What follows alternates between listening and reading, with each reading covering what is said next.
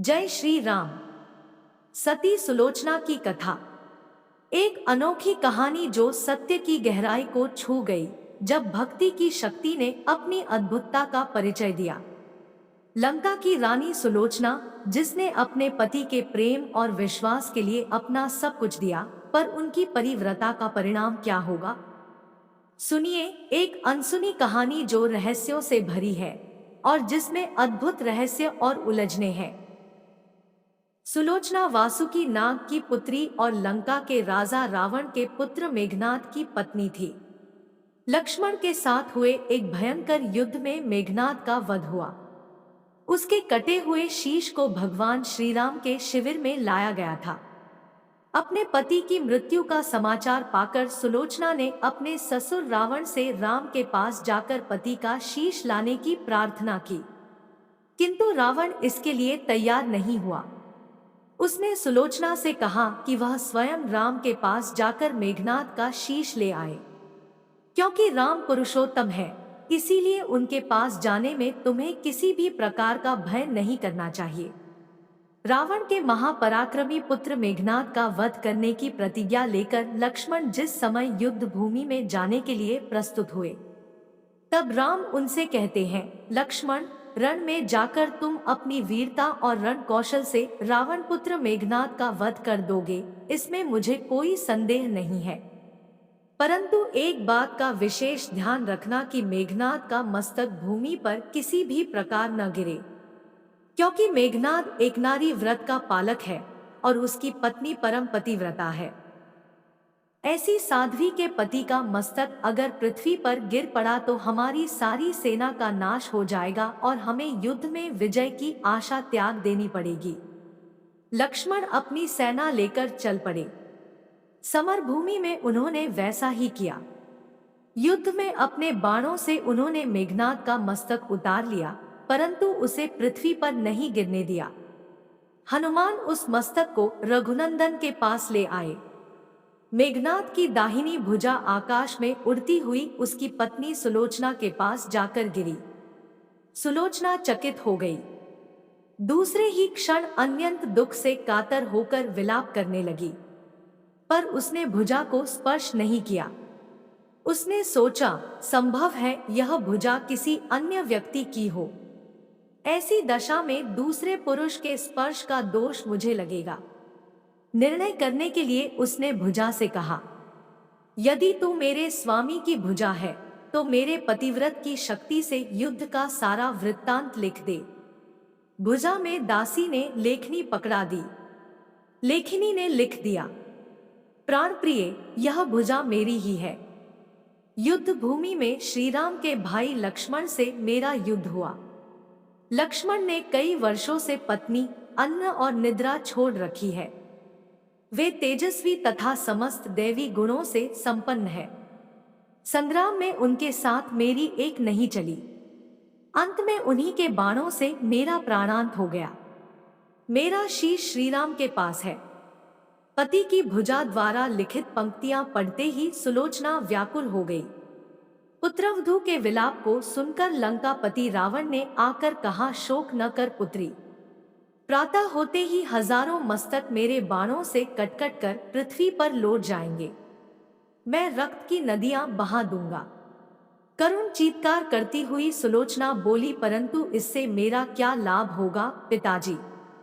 हजारों नहीं करोड़ों शीश भी मेरे स्वामी के शीश के अभाव की पूर्ति नहीं कर सकेंगे।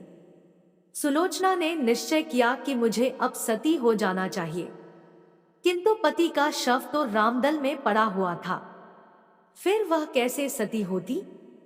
जब अपने ससुर रावण से उसने अपना अभिप्राय कहकर अपने पति का शव मंगवाने के लिए कहा, तब रावण ने उत्तर दिया, देवी, तुम स्वयं ही रामदल में जाकर अपने पति का शव प्राप्त करो।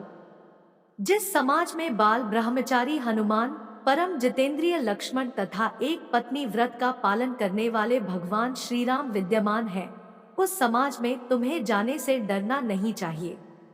मुझे विश्वास है कि इन महापुरुषों के द्वारा तुम निराश नहीं लौटाई जाओगी। सुलोचना के आने का समाचार सुनते ही श्री राम खड़े हो गए और स्वयं चलकर सुलोचना के पास आए और बोले, देवी, तुम्हारे पति विश्व के अन्यतम योद्धा और पराक्रमी थे। उनमें बहुत से सद्गुण थे, किंतु विधि की लिखी को कौन बदल सकता है। आज तुम्हें इस तरह देखकर मेरे मन में पीड़ा हो रही है। सुलोचना भगवान की स्तुति करने लगी। श्री राम ने उसे बीच में ही टोकते हुए कहा, देवी, मुझे लज्जित न करो। पतिव्रता की महिमा अपार है, उसकी शक्ति की तुलना नहीं की जा सकती। मैं जानता हूं कि तुम परम सती हो। तुम्हारे सतीत्व से तो विश्व भी थर्राता है। अपने स्वयं यहाँ आने का कारण बताओ। बताओ कि मैं तुम्हारी किस प्रकार सहायता कर सकता हूँ। सुलोचना ने अश्रुपूरित नयनों से प्रभु की ओर देखा और बोली, राघवेंद्र, मैं सती होने के लिए अपने पति का मस्तक लेने के लिए यहाँ पर आई हूँ।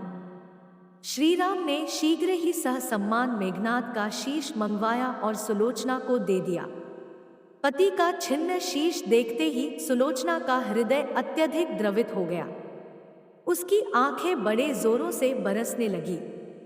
रोते रोते उसने पास खड़े लक्ष्मण की ओर देखा और कहा, सुमित्रा नंदन, तुम भूलकर भी गर्व मत करना कि मेघनाद का वध मैंने किया है।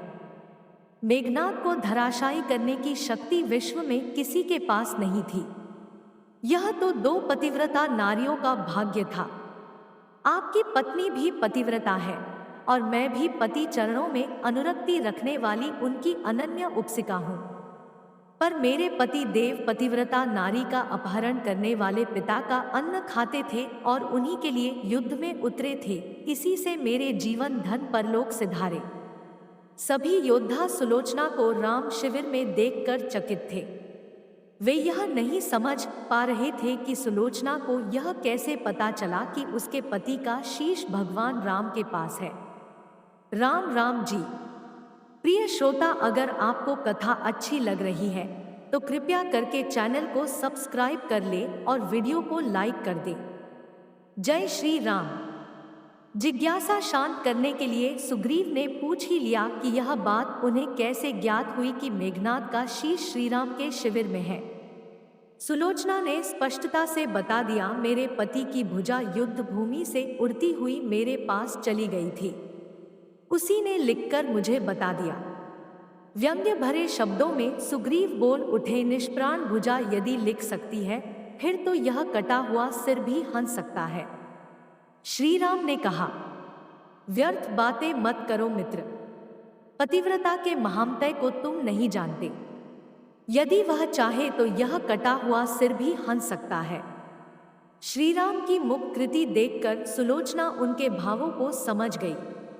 उसने कहा, यदि मैं मन, वचन और कर्म से पति को देवता मानती हूँ तो मेरे पति का यह निर्जीव मस्तक हंस उठे। सुलोचना की बात पूरी भी नहीं हुई थी कि कटा हुआ मस्तक जोरों से हंसने लगा। यह देखकर सभी दंग रह गए। सभी ने पतिव्रता सुलोचना को प्रणाम किया। सभी पतिव्रता की महिमा से परिचित हो गए थे। चलते समय सुलोचना ने श्री राम से प्रार्थना की, भगवन, आज मेरे पति की अंत्येष्टि क्रिया है और मैं उनकी सहचरी उनसे मिलने जा रही हूँ, अतः आज युद्ध बंद रहे। श्री राम ने सुलोचना की प्रार्थना स्वीकार कर ली। सुलोचना पति का सिर लेकर वापस लंका आ गई। लंका में समुद्र के तट पर एक चंदन की चिता तैयार की गई। पति का शीश गोद में लेकर सुलोचना चिता पर बैठी और धधकती हुई अग्नि में कुछ ही क्षणों में सती हो गई। बोलिए रघुपति राजा श्री